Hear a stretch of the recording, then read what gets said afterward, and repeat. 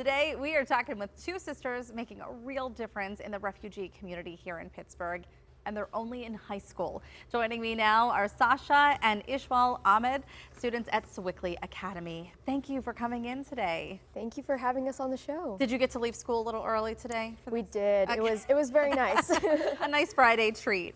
Well, we're so happy to have you here, and I really wanted to just start by asking what sparked your interest in the refugee community.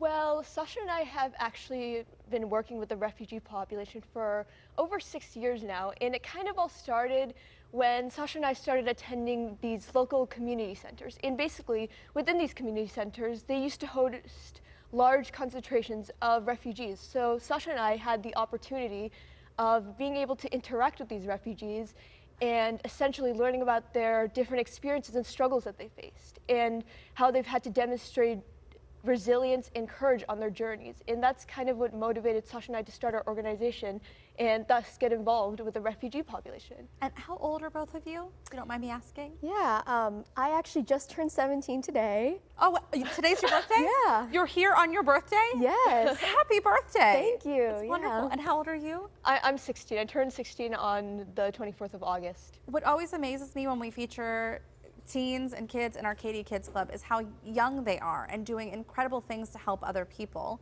So you saw a need, a need for help, and you decided to step in, and you mentioned your nonprofit, Dragonfly? Pink Dragonfly, Pink yes. Dragonfly. So tell me what it is and how it's making a real difference.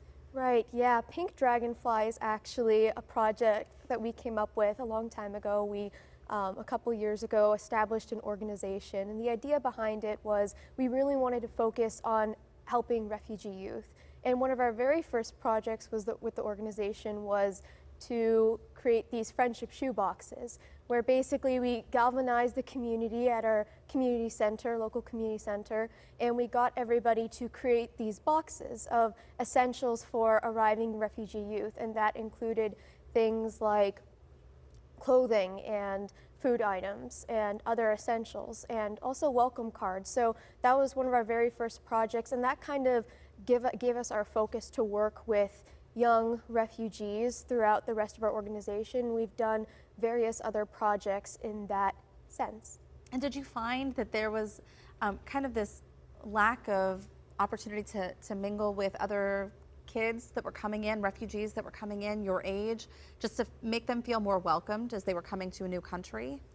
Yeah, that was especially crucial for us, is that one of the underlying issues that we really recognized within refugee youth was there was definitely an element of psychological trauma, social isolation, cultural alienation, and really our organization really aims to combat that through the use of various different initiatives, which we will get to talking about later. Yeah.